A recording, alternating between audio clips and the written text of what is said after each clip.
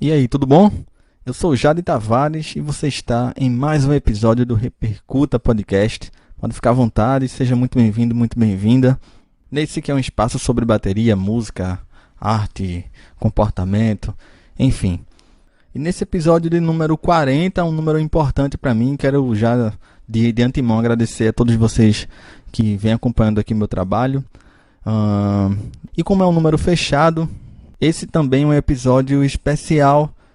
Isso porque o meu convidado tem uma vasta carreira, muita experiência acompanhando artistas, com suas próprias gravações e na realidade uma trajetória de vida que vale muito a pena conferir. Eu estou falando do Roberto Rutiliano, ele que é baterista argentino, mas já está radicado aqui no Brasil há mais de 30 anos. A gente bateu um papo sobre a trajetória do Roberto, desde os seus primeiros contatos com música, ainda no convívio familiar, até a vinda aqui para o Brasil. Mas aí eu tenho que te avisar uma coisa também. Esse papo ficou tão legal que acabou ficando em duas partes. Então eu resolvi dividir. Nesse primeiro episódio com o Roberto, a gente trata mais do seu início no instrumento, a sua iniciação musical também, o convívio familiar, ele que além da Argentina, ele também tem descendência italiana. Então, para você saber, nesse primeiro episódio, a gente trata do início até a vinda para o Brasil. E no segundo episódio, que a depender de quando você estiver escutando esse episódio de número 40 aqui do Repercuta, talvez ele já esteja liberado, tá bom? Então vamos lá, nessa primeira parte, eu converso com o Roberto sobre o convívio familiar dele, os primeiros contatos com música, as suas preferências musicais e suas referências dentro da música e dentro do instrumento bateria e percussão. O Rutiliano também fala um pouco sobre os seus professores, com quem ele teve o prazer de dividir aulas e o próprio convívio. E claro, uma conversa recheada de histórias. O estilo do Roberto é mais voltado para o tango, para o jazz, a música contemporânea, a música ancestral também, o samba e a música cubana. A gente passa também sobre o convívio do Roberto nos bares, né, nos subúrbios de Buenos Aires, quando ele começou a tocar com alguns artistas. E enfim, a gente caminha. Vale lembrar também que o Roberto, ele também tem o seu lado pesquisador, o seu lado professor também, dando aula com suas clínicas e vários projetos junto a outros artistas com quem o Roberto dividiu palco e estúdio também. Ele também já compôs músicas para peças teatrais, a gente fala um pouco sobre isso. E o que vai ficar para o próximo episódio, na verdade, é sobre as gravações solos, os seus discos, seus álbuns, ele que também compõe. É isso, eu podia passar aqui mais um episódio só apresentando o Roberto, mas eu acho bem melhor que você confira esse bate-papo, tá bom? O Repercuta tá nas principais plataformas, o link tá na bio lá na página do Instagram, e eu te convido a seguir também a página, porque eu tenho alguns conteúdos exclusivos para lá. Tu pode me seguir também no jade.tavares, jadie.tavares. A gente também para trocar uma ideia, tu pode mandar tua sugestão, reclamação, dúvida, enfim, quanto mais próximo melhor, para a gente construir essa comunidade da melhor forma possível. Então vamos lá, Roberto Rutiliano aqui no Repercuta Podcast.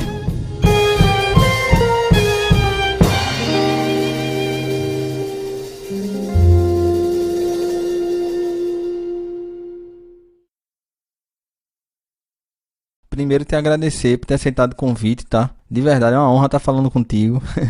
Quando você aceitou, eu pensei, porra, é o cara que eu tinha escutado coisas já, e agora eu vou falar com o cara, assim, isso é massa. E é um prazer ter você aqui, muito bem-vindo ao Repercuta. Parabéns pela iniciativa. A tua história é vasta, você é um dos mestres, assim, que a gente tem o prazer, né, de escutar e de aprender bastante. Eu quero fazer em duas partes, Roberto. Eu queria falar um pouco da tua vida antes de vir para cá pro Brasil e depois a vinda para cá. Começando, Roberto, eu fiquei curioso com teus primeiros contatos com música. Fazia parte de uma família musical, né? Muita gente cantava. Mas eu também fiquei curioso qual foi o teu primeiro contato com a bateria mesmo. Isso eu não achei. Isso eu não encontrei. Fica à vontade. Claro, o primeiro contato foi visual, não? Assim, olhar para a bateria, não? Mas depois, assim, eu queria uma bateria e, assim, insisti tanto que meu pai acabou comprando uma bateria pequena, uma marca Omel, era uma bateria branca e eu fiquei maluco com a bateria, tocava todo dia. Aí, bom, essa foi minha primeira, primeira bateria, assim, tipo, depois quando você precisa tocar um pouco já com grupos e tudo, tem que trocar essa primeira bateria por outra, e depois por outra, e depois por outra, e depois por outra, até ter uma bateria mais ou menos assim, com um som, não? Que você possa, tipo, porque você tem um som na tua cabeça, bom, mas basicamente a bateria tem que tentar acompanhar esse som, não? Então, Uhum. isso você consegue depois de muitas baterias. Isso, Roberto, você tinha por volta dos 18 anos ou isso é antes ainda? Não, eu teria mais ou menos 12, 13 anos, era uma coisa assim. Entendi, entendi. Antes já tocava alguns instrumentos de percussão, antes de criança, assim, de 8 anos. De instrumento de percussão argentino, que se chama bombo legüero, depois um bongô, aí depois eu queria bateria, assim, comprava uma bateria e comecei a tocar bateria. Eu fiquei curioso também, Roberto, porque como você também tem uma linhagem italiana, né?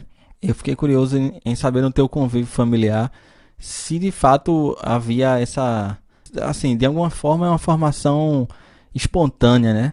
Entre a música argentina e a italiana. Era assim nas reuniões de família? Assim, digamos, como que a família italiana, ela é muito alegre, assim, muito, tipo, cantam, fazem festas e todo mundo canta, e todo mundo dança, e todo mundo... Aí, bom, isso ajuda, porque você se desinibe, assim, todo mundo canta e dança e sobe na mesa. Isso é uma família, tem um tipo de cultura alegre, aí tudo isso ajuda.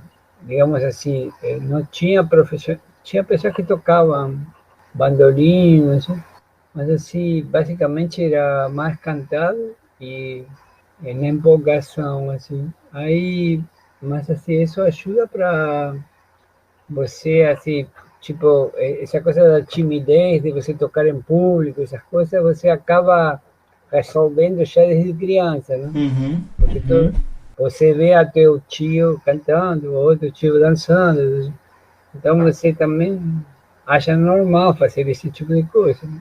Aí, bom, isso é uma cultura fechada, uma cultura italiana. A cultura argentina Sim. é outra coisa. A cultura argentina está relacionada com o tango, rock, mais urbana, também do interior, coisas indígenas. E também a coisa externa, por exemplo, na Argentina se escutava música brasileira, se escutava música cubana, se escutava jazz. Então tem uma coisa cosmopolita também já desde criança, né? Eu fiquei imaginando, eu citei essa coisa do mix, né, entre o argentino e o italiano, porque exatamente por esse contraste, na minha opinião, entre essa alegria italiana, digamos assim, e do lado argentino essa coisa mais do tango voltado pro lamento, né, para aquele clima mais Mais melancólico, assim. isso. A arte contempla essas duas assim, sensações, assim, a sensação do trágico, do tango, assim. Primeiro hay que saber sufrir, fala a letra do tango, ¿no? E depois também a alegria, são como cores da, digamos, da arte. Perfeito.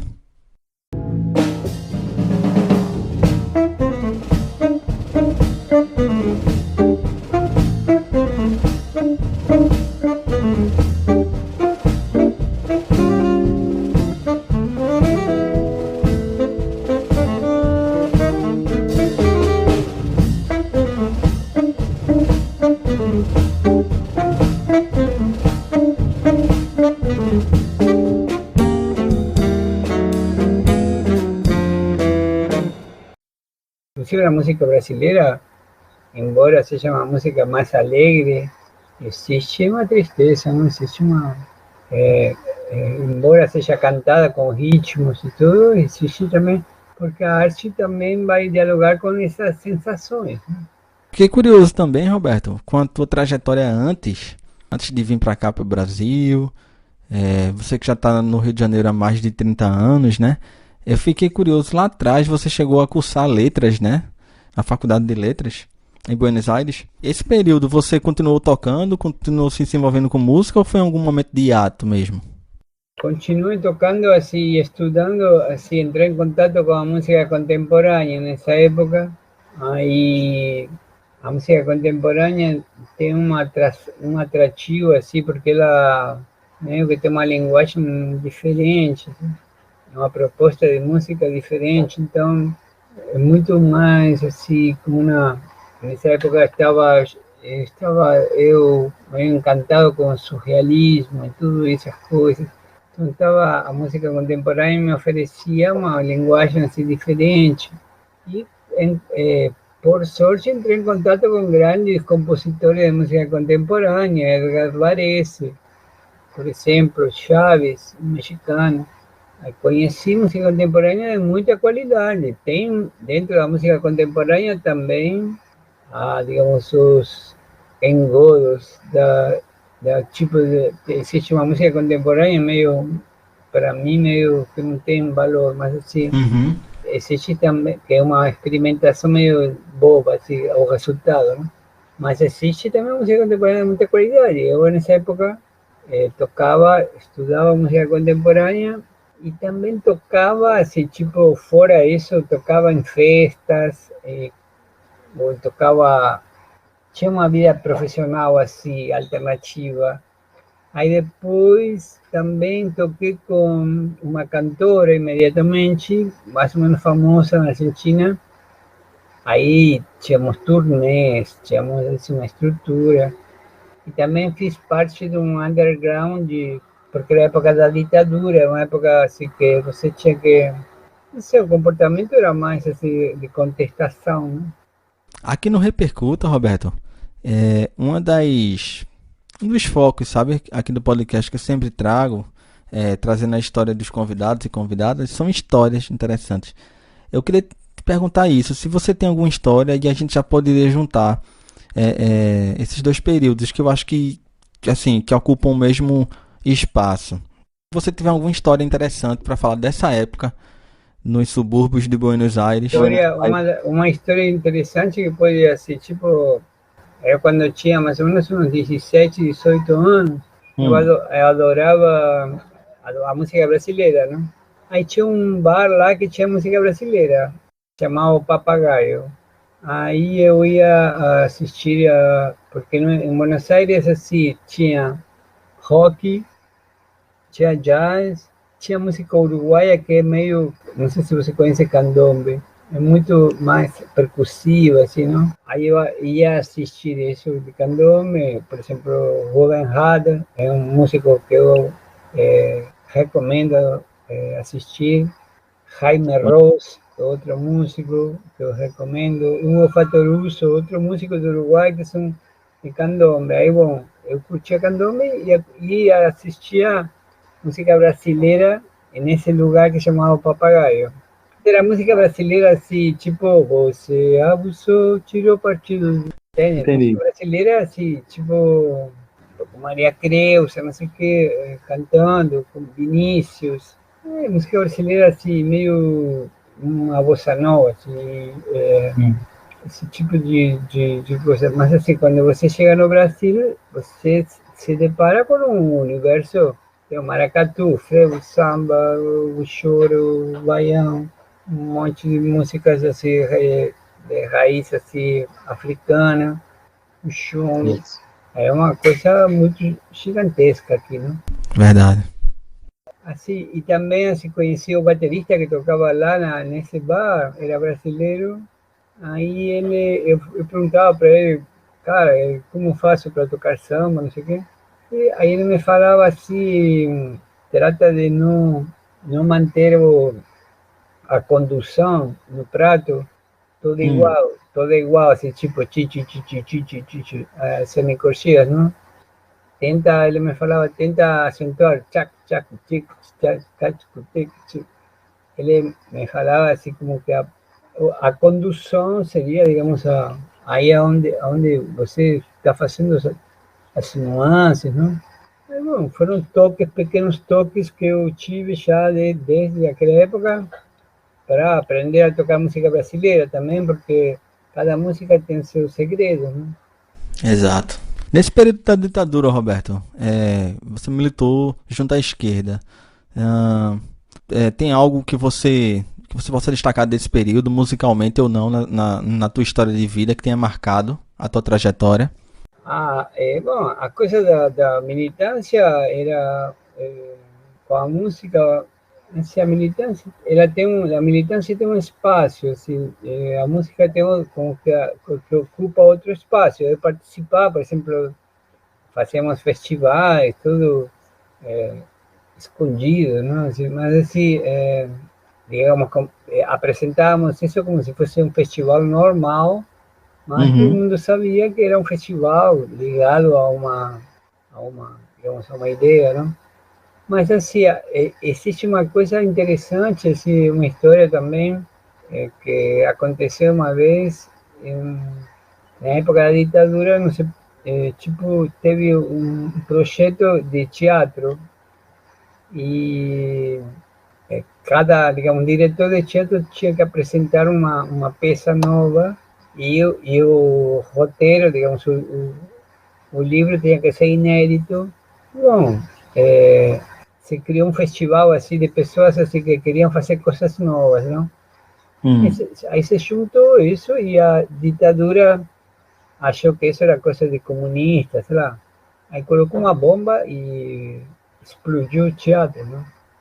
Caralho. Aí as pessoas ficaram revoltadas e criaram um festival maior, ainda maior. Isso que é resistência. Aí depois se fez um festival de dança. Aí eu fiz, para esse festival de dança, participei com uma dançarina e fiz a música, não? E eu estava nessa época muito influenciado por essa coisa da música contemporânea. Aí estava ouvindo muito um cara que se chama Berio, um cara italiano, um compositor italiano. É bom, fiz uma música para essa coreografia. Dentro de ese, ahí sería, digamos, como un diálogo entre la cosa da política y la cosa da música. Ótimo, ótimo. Essas histórias eu sempre gosto de trazer, Roberto, porque é, grande parte do público aqui do Repercuta são pessoas que não são músicos, sabe? Mas que querem entender um tempo, entender uma história, um período, né? Da existência da gente. E essas histórias são muito interessantes.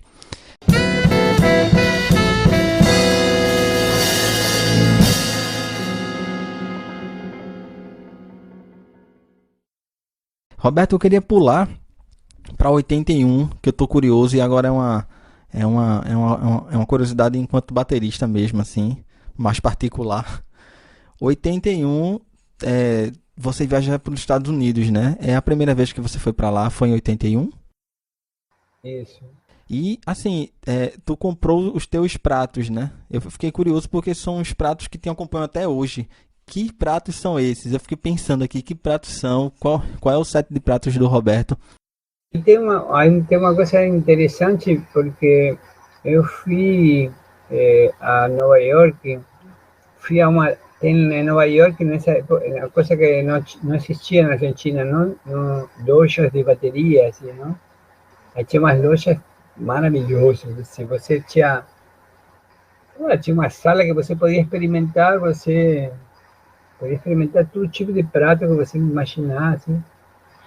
Aqui não existe isso. Na Argentina também não existia. Você tinha que comprar o prato que. Isso. Bom, aí falei para eles se na loja eles tinham um professor, não? Que podia me orientar.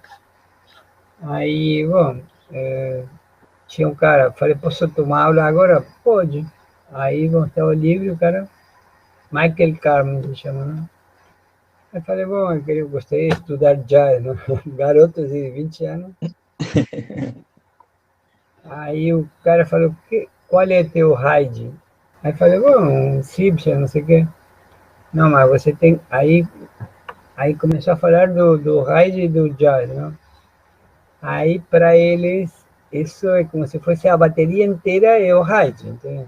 Porque a condução do jazz, a sonoridade, então tem que ser um prato duro, mas ao mesmo tempo doce, não pode ser um prato agressivo, não pode abrir muito, tem que ser, então falou, sem cúpula que ele me aconselhava. Então fui na loja e comprei uns sem cúpula. Aí falaram, você quer mais grave, médio ou mais agudo? Eu falei, médio.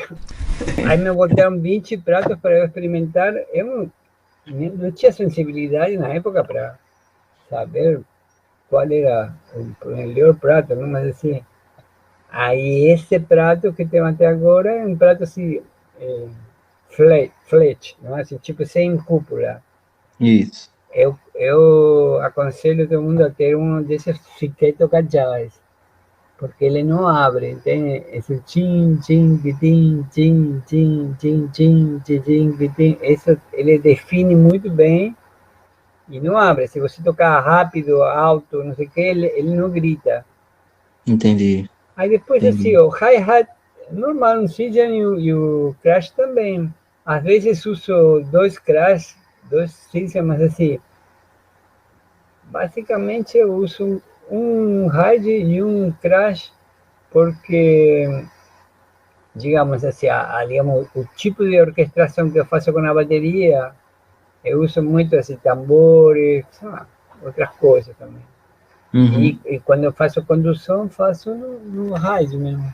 Eu fiquei curioso até, Roberto, ia lhe perguntar depois, mas já aproveitando do gancho, o teu set, você é uma carreira extensa, você compôs, você compõe, né?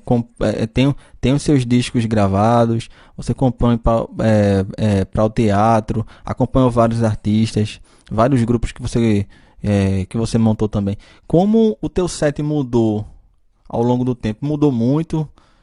Tu falou dos pratos agora, mas o restante do set?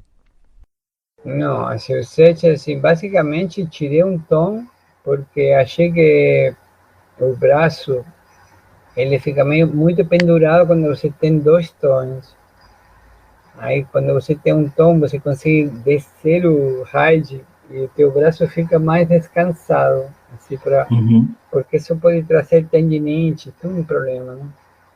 Então, basicamente, tem isso já há mais ou menos uns 20 anos, tem uma bateria Oder pequena, aí, bom, essa assim, foi mudando de qualidade, digamos assim, agora a bateria Oder é boa, né?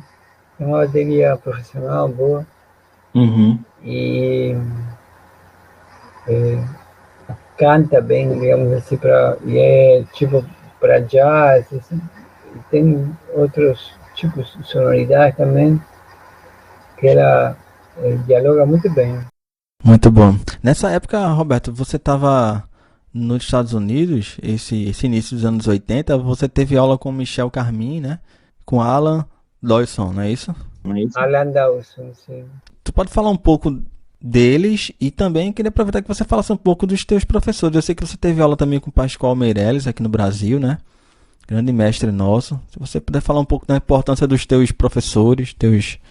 Digamos que cuando estuve en Estados Unidos, assim, por ejemplo, ese cara que me apresentou essa ideia de você, assim, tipo, privilegiar o rádio como, digamos assim, a bateria é o rádio, entende? Depois a bateria está por baixo do rádio, assim, para tocar jazz. Sim. Aí, são conceitos, assim, o Alan Dawson, um cara muito assim, tipo, com rudimentos e todo esse tipo de coisas, né? Embora você goste ou não goste, você vê que ele é um cara, a visão dele é essa, né? Assim, então você tem que valorizar também o que o cara pensa, né? Eu depois aqui teve aulas com muitos músicos bons, eu não, com Pascoal, Meril, com um cara chamado Jimmy Duchon, que é de Minas agora. Cláudio Caribe foi um professor importante que eu tive, assim, no sentido de ele fazia toda essa coisa de rudimentos, mas também ele era mais assim como improvisador, sabe? Mais assim solto. Então ele tinha uma parte que era muito rudimentos, assim, a morrer.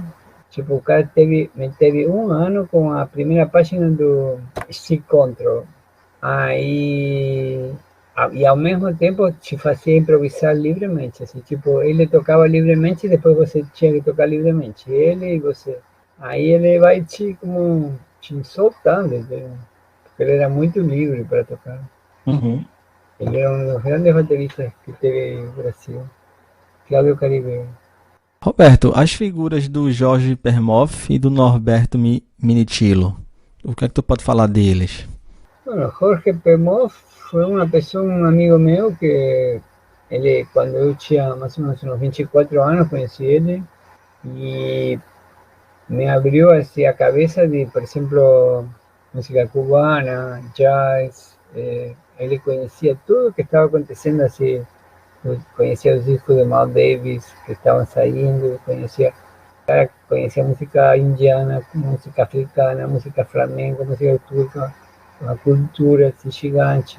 Então foi importante para mim abrir a cabeça de, assim, por exemplo, você toca bateria, mas assim também você tem que entrar em contato com milhões e milhões de timbres e de possibilidades de músicas. Você tem que ter uma cabeça assim, muito aberta, porque o mundo não é apenas aquilo que está em volta de você, né? Então me ajudou muito para isso. Uma pessoa assim que Uhum. me mostrou assim, um monte de discos, pianistas, bateristas, baixistas, cara com uma cultura muito grande. Ele tinha morado em Catalunha, em Barcelona, e Barcelona estava mais, nessa época estava mais cosmopolita que Buenos Aires. Buenos Aires estava mais provinciano. Então, cá tinha um acesso a culturas assim que eu não tinha. Aí depois, Norberto Minichilo foi um baterista importante, assim, no sentido de, como se fosse um guru, uma coisa assim, né? Um cara assim que, por exemplo, tem uma relação com a música muito fraterna, muito amiga, muito, um cara assim, idealista, completamente, amava a música completamente. Então, uma relação assim muito linda ele tinha com a música. E quando eu vim para o Brasil, eu tinha como 8 alunos em Buenos Aires, deixei meus alunos com ele. Achei que era como se fosse tinha uma pessoa que ia cuidar das crianças. Nem é uma babá, né? Ele adotou praticamente, né? Isso logo quando você veio pra cá, não foi? Isso é 87, 87, né?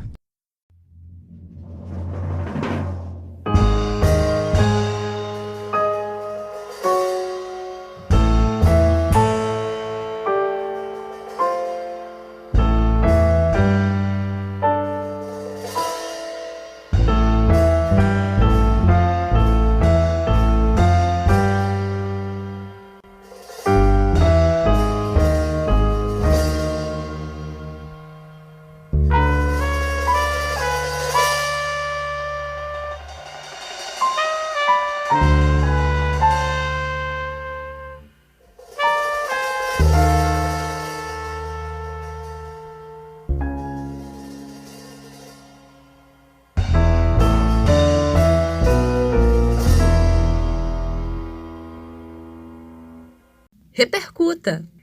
Um pouquinho antes, Roberto. A gente falou de 87 agora. 86. 86, você compôs a música para o espetáculo Textos Outros, não é isso? Que foi até premiado, né? Esse espetáculo está sendo relançado agora. Agora fiz uma coisa também, umas músicas para isso. Eu queria te perguntar, saber de você, como é para você revisitar esse espetáculo que já tem mais de 20 anos, não é isso? Mais, Mais de 30 mais de anos. 30 anos, na verdade, isso. Como está sendo para você revisitar esse espetáculo assim? Olha, foi muito bom porque eu normalmente tenho uma sensação muito crítica em relação ao que eu fiz antigamente, assim. Aí quando eu vi agora de novo, porque, bom, a pessoa me enviou a filmagem, não? E eu tive que compor a música de novo. Aí, quando eu vi os movimentos e tudo, achei muito lindo, sabe? Tive uma surpresa agradável. Normalmente a sensação é ao contrário. Ai, caramba, o que eu estava fazendo nessa época? Porque eu tinha já 25 anos, né? Um garoto, né? E metido a fazer coisas assim, música contemporânea. Ainda com, assim, porque a música contemporânea é, é uma, é assim, tipo, é como se fosse, que ela fala assim, vai, solta uma coisa, vai para a sonoridade. Aí, de repente, você tem que ter muita maturidade para poder fazer uma coisa. Mas, assim, foi bom revisitar isso. Ô, Juliano, você se considera. Você é o tipo de artista que se cobra muito, muito autocrítico? Nem tanto, assim, me cobro, mas assim, teria que me cobrar mais.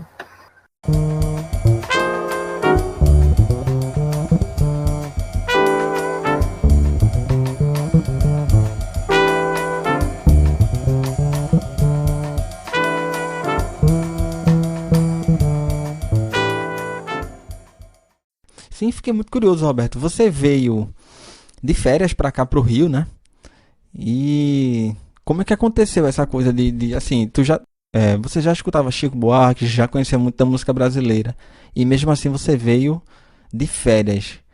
Teve alguma situação específica que te fez querer ficar, que tu tomou uma decisão assim de vez, ou tu já estava de caso pensado assim? Tu já pensou, eu vou lá e se eu puder eu fico por lá? Como é que foi isso? Tive um convite para eu dar aulas no Conservatório Brasileiro aqui no Rio, que seria a oportunidade. Assim, depois, nada disso. Quando eu cheguei aqui, quando eu cheguei aqui, tudo aquilo era papo furado, mas assim, eu achei que já tinha tomado a decisão, então comecei a procurar assim, lugares para dar aula, para tocar, assim, bom, aí fui começando assim a dar aulas em alguns lugares assim importantes aqui e depois assim começando a criar uma pequena agrupação, um trio, depois um quarteto, depois um quinteto, depois lançar um disco, comecei a fazer o percurso, né? Roberto, eu vi uma declaração sua que eu fiquei curioso também de saber de você. Você disse que teria vindo para cá, no caso, com relação ao contraste de públicos. Você sempre teve o gosto com a música ancestral e atual, a música cubana, o tango, o jazz, né? E a música clássica também. E eu vi na declaração sua você dizendo que na Argentina o público médio ele valoriza mais o virtuoso, né? E aqui é mais valorizado o swing, né? Isso foi preponderante para você ter escolhido se mudar de vez para o Rio de Janeiro? Não, isso foi uma coisa que eu admiro no Brasil, ou seja, é mais valorizado a questão de você, não sei, você pode tocar pouco, mas você, se você tiver swing, você tá bem. Mas assim também aqui tem uma coisa do virtuosismo boba, igual que lá. Assim, o cara que faz 40 mil coisas, quer mostrar que faz 50 mil coisas, assim, aí ele esquece da musicalidade, não? Aí, bom, isso é uma coisa infantil até, não? Tem Que outros, fala. Em outros lugares, Roberto, porque tipo, a gente também fiquei curioso com isso, assim, tu já rodou o mundo, né? Suíça, já foi para Europa, Japão também, acredito, né? É, como é o público de lá, assim, desses outros lugares? Você sente que há você sente que há semelhanças? Eu não sei te falar porque assim, você vai tocar no lugar, você normalmente é aplaudido, não? Assim, mas assim, é, em todos os lugares imagino que tem esse lado assim, de valorização da coisa virtuosista até uma certa idade, entende? Ou até você amadurecer a tua visão da música. Quando você olha para a música de outra maneira, eh, você não vai dar valor a isso. Assim, é uma coisa mais que você cobra outra coisa. Aí, então isso existe em todos os lugares, eu acho. Uhum. Outra declaração que você falou, eu até achei interessante que você falou que na Argentina o rock, a música mais pesada é mais valorizada e tal. O pessoal dá muita importância a tocar o pesado e você não gosta de tocar coisas pesadas e tal. Eu também fiquei pensando nisso, né? Eu não gosto dessa coisa tipo tum, pá, pá, pá, tum. Eu não gosto disso. Uhum. Assim, e na Argentina o rock é muito forte. Aqui não é tão forte no Rio, no Brasil. Aí, bom, isso também é uma coisa a favor, porque aqui é mais samba, bossa nova, baião, jazz também, assim. Você toca Uhum. estilos assim que não estão com tu. Pá, pum, pum, pá. Aproveitar, Roberto, eu tô em Recife, eu tenho, assim, eu costumo falar com amigos que a gente já nasce sem saber, a gente tem uma, isso no bom sentido, aquela sombra ali em cima da gente, de toda essa carga que a gente tem aqui. É, saber de você se você conhece Recife. Queria que você falasse um pouquinho também de como tu incorporou na tua identidade os ritmos daqui, o baião, o maracatu, o frevo. Olha, eu não conheço o Recife, mas assim, eu adoro, né, a cultura. Já está convidado. Adoraria, adoraria. Ahí también toqué con Pasarinho, que fue un percusionista que murió hace poco tiempo. Toqué Sim. unos años con él, era profesor, él del conservatorio, él le tocaba frevo muy bien. Y bueno, aí eu gosto assim, por exemplo, os estilos, o frevo, por exemplo. O frevo tem uma escola de caixa que é impressionante. Poucos ritmos no mundo têm assim, uma valorização da caixa com frevo. Então, assim, um ritmo popular que exige que você tenha desenvolvida técnica assim, para tocar, porque é uma coisa complexa mesmo. E também como apoia todas as melodias, o baterista apoia todas as melodias. Assim você tem que tocar ritmo e ao mesmo tempo. Ao mesmo tempo que você tem que tocar ritmo, tem que apoiar todos os acentos. Então você se torna um instrumento também, como se fosse melódico. Aí depois, assim, tocar isso na bateria é muito complexo. Eu estudei isso muitos anos. Para poder tocar frevo na bateria, assim. Y después, bueno, maracatu, ¿no? Que es una cosa lindísima, para mí uno de los ritmos más raros del mundo, porque no tiene una célula como esa, no tiene esa célula rítmica en ningún ritmo del mundo. ¿Y de dónde sale eso? Sale de una mistura entre personas que frecuentaban el candomblé, que tocaban el candomblé, con indígenas y con inmigrantes. Se cría una mistura que, bueno, nace con toda inclusive una ceremonia, ¿no? Así, con toda una teatralización, nace una cultura lindísima. Y después o maracatu jurado, que es otra cosa. Isso. Después o caboclinho, ¿no? Bueno, Recife tem uma cultura maravilhosa. E uma coisa linda que eu acho assim que você, por exemplo, tem o sotaque do cara do Recife, não? Que é uma coisa que não perderam o sotaque, que eu acho que é uma coisa muito bonita. Uhum. É interessante, isso que você falou é interessante, Roberto, porque essa coisa de perder o sotaque, assim, às vezes parece que o pessoal tá se limando, sabe, de ser quem é, na verdade, sabe, de se expressar, a gente é daqui mesmo e é isso.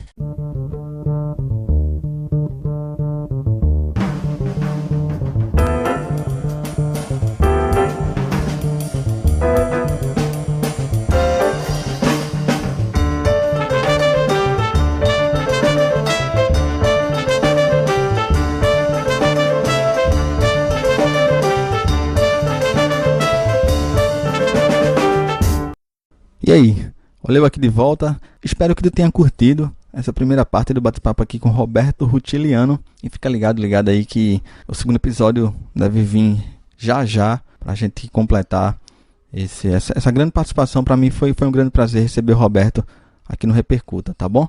E se você ficou curioso, curiosa a conhecer melhor o trabalho do Roberto, a discografia dele, os projetos dos quais ele fez parte, eu estou deixando marcado aqui também o @ dele, e procura, se você for baterista, se você tocar, ou se não, procura também as músicas dele e os projetos dos quais ele fez parte. A gente se encontra, a gente se escuta no próximo episódio do Repercuta.